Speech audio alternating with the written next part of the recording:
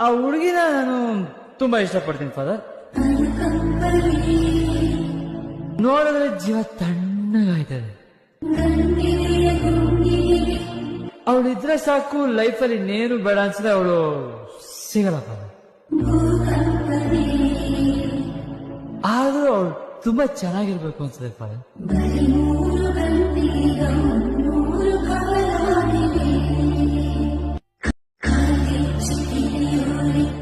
ಆ ಹುಡುಗಿನ ನಾನು ತುಂಬಾ ಇಷ್ಟಪಡ್ತೀನಿ ಫಾದರ್.